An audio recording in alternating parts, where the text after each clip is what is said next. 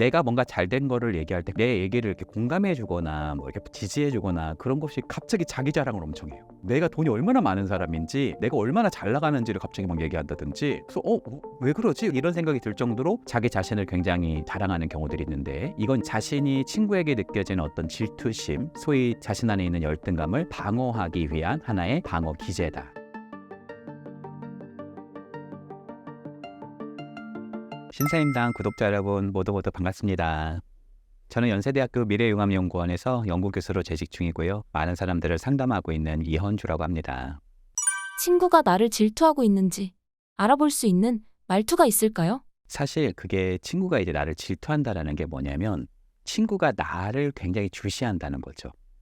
그렇죠? 왜 우리가 질투하는 눈빛 같은 걸 보면 약간 이렇게 보면서 이렇게 위아래로 훑잖아요. 그런 어떤 태도가 있잖아요. 그런 것처럼 친구가 내 행동을 주시하기 때문에 사실은 나에 대해서 관심이 굉장히 많습니다.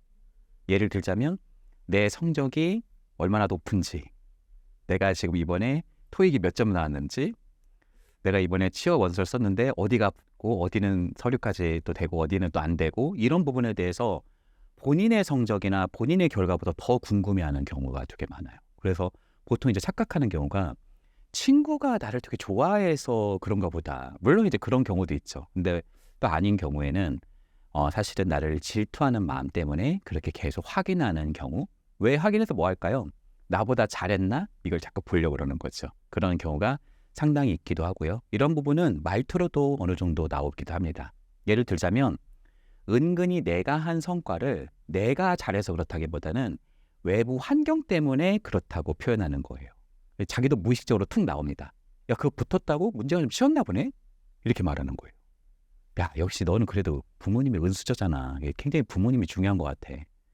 뭔가 내가 열심히 해서 그런 게 아니라 이게 부모님 때문에 그런 건가? 이게 내가 뭔가 붙은 게 이게 운 때문에 그런 건가? 문제가 쉬워서 그런 건가?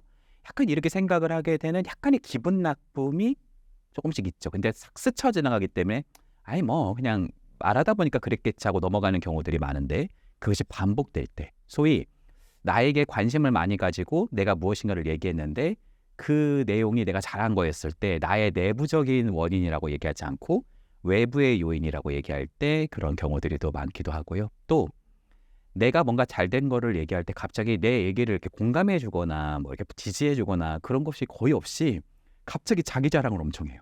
그러니까 막 내가 돈이 얼마나 많은 사람인지, 나는 취업 같은 거 안 해도 먹고 사는데 전혀 지장이 없다, 뭐 이런 얘기를 자꾸 한다든지, 내가 얼마나 잘 나가는지를 갑자기 막 얘기한다든지.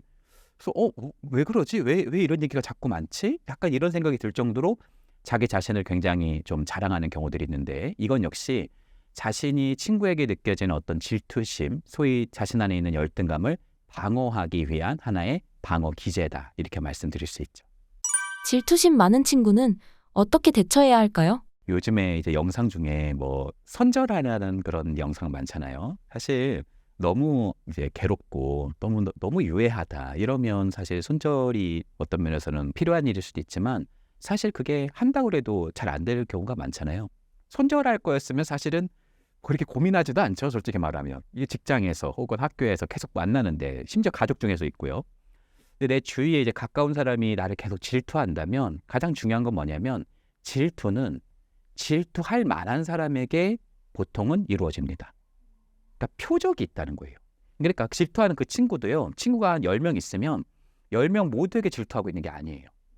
소수의 한두 명한테만 계속 많은 관심을 갖고 질투를 한다는 거죠.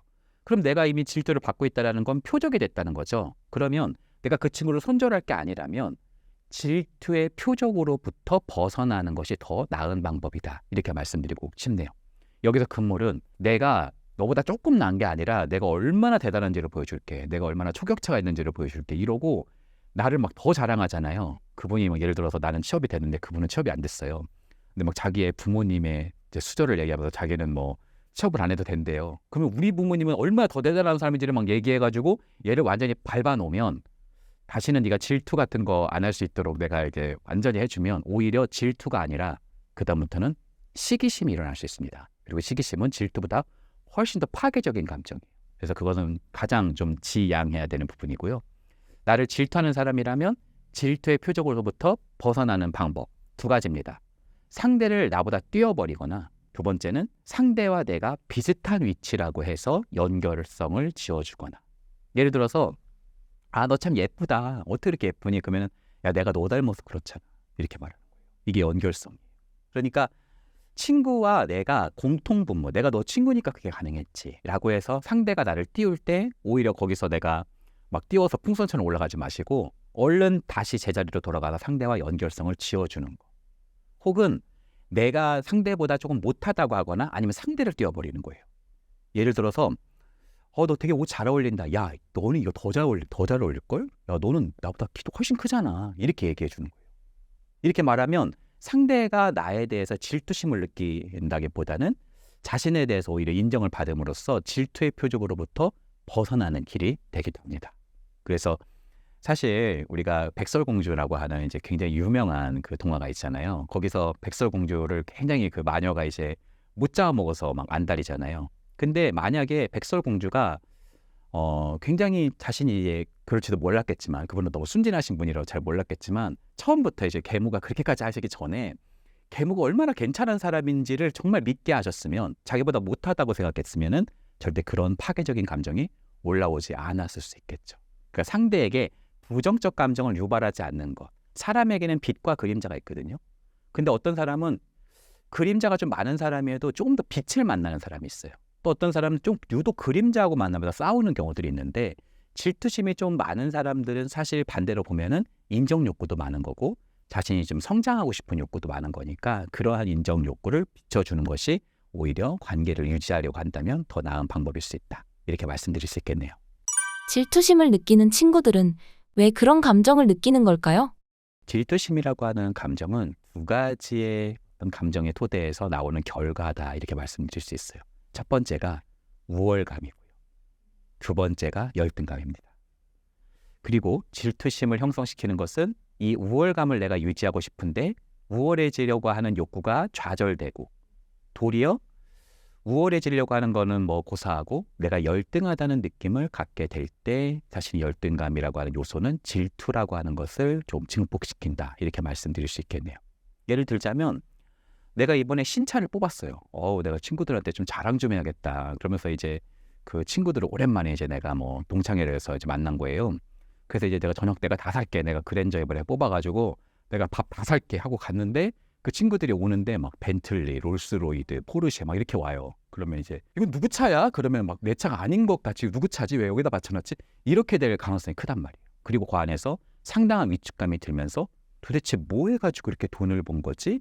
이렇게 하기 시작하면서 그 사람들이 이제 얘기를 하기 시작할 때 은근한 질투심이 형성되기 시작하죠.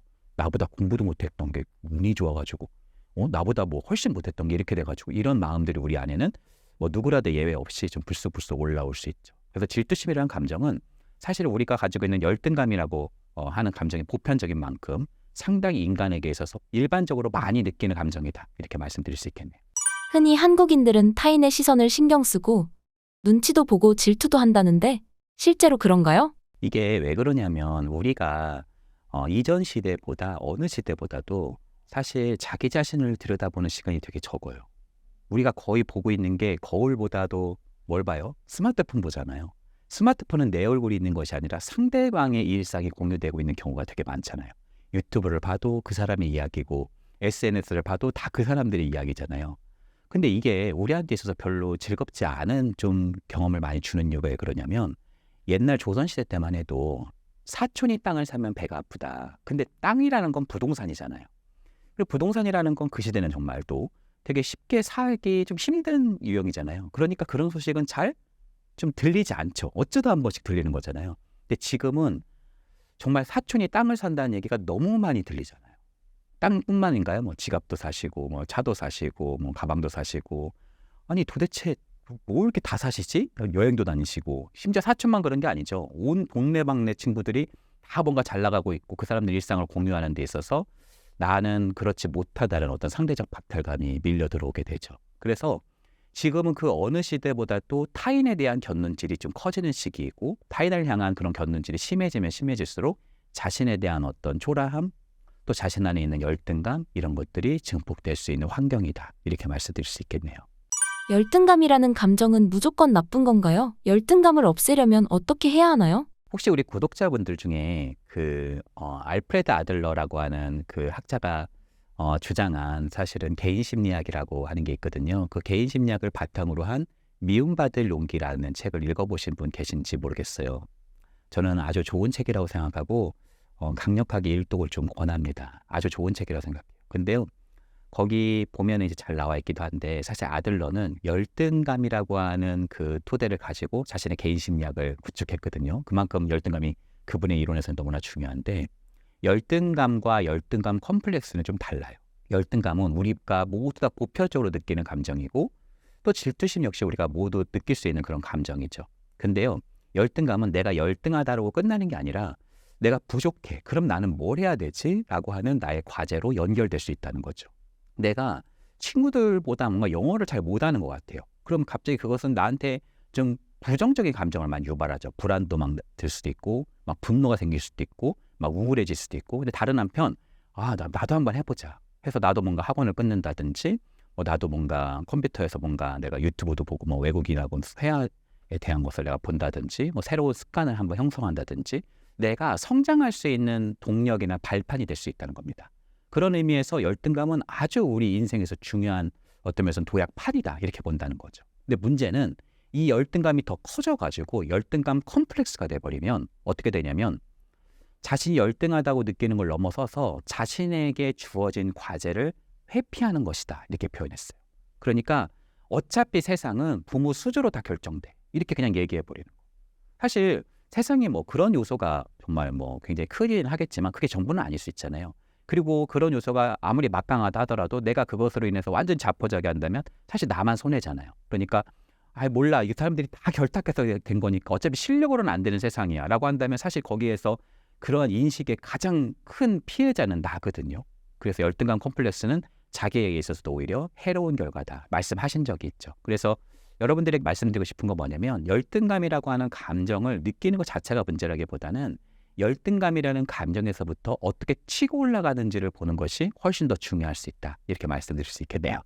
열등감을 치고 올라가는 방법은 무엇이 있을까요? 스트레스 하드니스라고 그래서 스트레스에 강인하다라는 말이 있어요. 그러니까 어떤 사람들은 비슷한 스트레스를 경험해도 어떤 사람은 확 넘어지기도 하고 어떤 사람은 갑자기 오뚜기처럼 일어설 뿐만 아니라 오히려 더 크게 도약하는 사람들이 있단 말이에요. 이것을 아예 주의 깊게 연구한 학자가 한 분 있습니다. 수잔 코바사라고 하는 정말 유명한 학자예요. 이분이 스트레스에 있어서 오히려 강인한 사람의 특징 3가지를 이야기를 했는데요. 첫 번째가 통제, 두 번째가 전념, 세 번째가 도전입니다. 여러분이 아주 쉬우니까 한번 따라해 보셔도 좋을 것 같아요. 일단은 통제라는 건 뭐냐면 이겁니다. 내가 많은 것들에 대해서 걱정을 하게 될 때요. 그 중에서 내가 할 수 있는 것과 할 수 없는 것을 나누라는 거예요. 여러분에게는 2가지 원이 있다는 거예요. 첫 번째는 작은 원, 그리고 두 번째는 큰 원. 큰 원은 작은 원을 포괄하면서도 훨씬 더 큰 원입니다. 근데 작은 원이 뭐냐면 내가 할 수 있는 거예요. 내가 지금 당장 할 수 있는 거. 내 영향력의 원이죠. 그런데 그 밖의 원에 있는 거. 그거는 어떤 면에서 나한테 관련 있는 일이긴 하지만 내가 당장 할 수 없거나 내가 할 수 없는 일들이에요. 예를 들어서 부모님의 성격을 바꾼다든지 부모님의 수저를 변경한다든지 정치적인 어떤 지도자가 바뀐다든지 그런 건 내가 할 수 있는 일이 아니잖아요. 그러니까 우리에게는 많은 뉴스들이 들려올 때 그게 다 나하고 관련 있는 것 같고 다 나의 걱정거리가 되긴 하지만 사실 이걸 분리해 보면 내가 할 수 있는 일은 되게 적고요. 내가 할 수 없는 일이 거의 대부분인 경우가 많습니다. 그리고 코바사에 따르자면 여기서 중요한 건 할 수 없는 것을 이제 적잖아요. 그러면 엄청나게 여기에 막 덩어리가 많을 거란 말이에요. 그리고 여기를 잘라버리는 겁니다. 잘라버리고 지금 할 수 있는 원만 남잖아요. 할 수 없는 건 그냥 다 적은 다음에 접어가지고 쓰레기통에 버리고요. 할 수 있는 원 있죠. 거기에다가만 초점을 두라는 거예요. 그래, 지금 어려운 상황은 맞아. 그런데 지금 그래서 내가 할 수 있는 여기서 첫 번째 일이 뭐지? 여기에 전념하라는 겁니다. 여기서 두 번째 전념이 들어옵니다. 그러니까 내가 무엇인가에 대해서 걱정과 어떤 내가 뭔가 불안에 휩싸여 있으면 그런 생각이 많으면 생각이 많아지면 많아질수록 불안감이 올라오고 오히려 열등감 컴플렉스로 빠질 수 있겠죠. 그리고 그것은 스트레스에 취약성을 줄 수 있고요. 우리 정신건강에도 매우 해로울 수 있겠죠. 그러니까 내가 할 수 있는 일에 오히려 집중해서 그것을 몸으로 경험으로 체험해 나가는 것. 전념이라는 게 굉장히 파워풀한 한 측면은 뭐냐면 우리 행복감이라고 하는 것이 뭐 여러 가지 행복감이 있을 수 있겠지만 내가 영어를 못해요. 그러면 내가 굉장히 불행감이 들잖아요. 아, 나는 왜 어렸을 때부터 우리 엄마가 유학도 안 보내주고 왜 영어 유치원도 안 보내주고 왜 이렇게 나는 힘들게 한 거지? 심지어 나는 막 그 흔한 학원 하나도 안 보내주고 나는 그래서 지금 너무 발음도 안 되고 너무 힘들 것 같은데 이게 나한테 되게 불안하고 화가 나잖아요. 어떤 면에서 뭐 억울함이 될 수도 있겠죠. 내가 할 수 있는 것, 내가 여기서 할 수 있는 포인트가 뭐지? 라고 생각하고 거기에 내가 전념해서 조금씩 단어라든지 또 무엇인가의 원서를 좀 읽어본다든지 내가 조금씩 조그마한 것들을 내가 말해본다든지 이런 어떤 내가 성장할 수 있다는 느낌을 갖는 거, 내가 조금씩 커지고 있다는 거, 내 영향력이 확대되고 있다는 그 느낌 자체가 사실 행복입니다. 행복과 굉장히 직결되는 개념이에요. 그래서 내가 어제보다 오늘이 좀 나아지고 있어. 오늘보다 내일은 좀 나을걸? 내가 조금씩 한 걸음씩 가는 거. 아, 오늘 내가 2걸음 밀렸어도 내일은 내가 3걸음 가겠다라고 하는 어느 지점, 이런 부분들이 통제에서 전념, 그리고 더 나아가서 마지막 도전으로 넘어갑니다.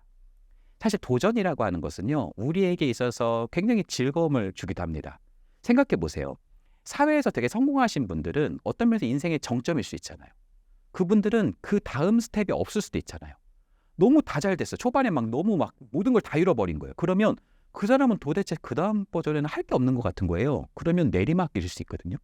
그러니까 어떤 면에서 내가 지금 무엇인가 바닥에 있다라는 건 다시 말하자면 나는 생장하고 올라갈 수 있는 지점이 크다는 거죠. 소위 챔피언과 도전자의 차이라고 말씀드릴 수 있겠네요. 챔피언은 내가요, 경기를 해서 이겨봐야 그냥 기본이에요. 기본 챔피언 벨트 그냥 지키는 거예요. 근데 도전자는요, 지면 챔피언 벨트를 못 찾는 거예요. 근데 원래도 안 가지고 있었잖아요. 이기면요, 찾는 겁니다. 그러니까 도전자는 마인드가 다를 수 있죠. 어차피 나는 세상에 있는 거를 다 확보한 것이 아니기 때문에, 나는 아직 잠재태이기 때문에, 나는 내 인생의 정점을 가지고 있는 것이 아니기 때문에 오히려 치고 올라갈 수 있는 그런 가능성이 더 많은 거죠. 그러니까 내가 오히려 내 무대에 올라간 것이 아니기 때문에 오히려 무대에 올라갈 수 있는 다양한 도전, 다양한 경험을 할 수 있다는 건 하나의 기회 요인일 수 있고, 아주 어두울 때 오히려 아침에 밝았다라는 것을 우리가 알 수 있는 것처럼, 우리가 굉장히 어두운 밤에 올 때, 내 영혼의 깊은 영혼의 어두운 밤이 몰려올 때 오히려 내가 할 수 있는 부분, 그래, 내가 어려운 건 맞아, 작은 부분, 내가 영향력을 끼칠 수 있는 부분에 어떤 면에서는 통제를 해보고 거기에 대한 전념으로 돌아가서 거기에서 도전감을 통해서 조금씩 치고 올라가는 어떤 지점, 이것은 우월감이라고 하는 요소를 획득하게 합니다. 근데 그 이전의 우월감하고 좀 달라요. 예전의 우월감은 저 친구보다는 내가 잘했으면 얼마나 좋을까, 저 친구보다는 이게 좀 나으면 어떨까, 이런 요소였다면 이제부터의 어떤 우월감은 이전의 나보다 지금의 내가 더 나아지고 있다라는 그런 느낌, 이것이 바로 통제, 전념, 도전이라고 하는 3박자 속에서 나타나는 힘이다, 이렇게 말씀드리고 싶네요. 열등감을 없앨 수 있는 방법으로 실제로 매일 해볼 만한 습관이 있을까요? 일단은요, 굉장히 저는 좀 추천드리고 싶은 게 뭐냐면, 제가 이름을 한번 붙여봤어요. 저는 미라클 리추얼이라고 한번 이름을 붙여봤는데, 제가 임상가로서 많은 분들에게 했을 때 정말 효과가 좋았던 방법이니까 여러분들에게 한번 추천드립니다. 되게 쉬워요. 아침에 리추얼을 딱 3가지만 하는 겁니다. 이런 거예요. 아침에 일어나면 이불을 개고, 그리고 스트레칭을 하고요. 그리고 독서를 30분 하는 거예요. 이게 그렇게 생각보다 어려운 일 아니잖아요. 근데요, 이거 못하는 경우 되게 많거든요. 엄청난 리추얼을 하려다 보니까. 그래서 많은 리추얼들 살을 쏙 빼서 어떤 면에서 정수만 남겨놓은 거니까, 내가 일어나자마자 할 수 있는 최상의 어떤 습관이 뭐가 있지? 이걸 3가지를 뽑는 거예요. 그리고 얘가 얼마큼 하기 쉬워? 이런 부분을 선별하는 거죠. 저는 거기 중에서 이불 개기, 그리고 짧은 스트레칭, 그리고 3번째가 독서 30분인데, 이것은 어떻게 보면 시간이 별거 아닌 것 같고 뭐 큰일이 아닌 것 같지만 이게 하루를 잡아줍니다. 그러니까 하루를 질서로 시작을 하기 때문에, 우리가 텐트폴에서 하나가 올라가면 나머지 텐트의 요소도 이렇게 다 올라가잖아요. 그런 것처럼 일상에서 내가 처음 이 눈 뜨자마자 했었던 그 아침 미라클 리추얼은 나에 대한 내 삶에, 내 일상에 대한 통제권을 어떻게 형성시킴으로써 내가 조금 더 건강하고 치고 올라갈 수 있는 다른 요소들을 형성시켜준다고 하죠. 그래서 저는 텐트폴이라고 말씀드리고 싶고요. 여러분들이 일어났을 때, 아침에 일어났을 때 무엇을 하느냐가 여러분 일상에서 너무나 중요한 요소일 수 있고, 첫 순간을 여러분들이 잘 맞이하시기를 바랍니다.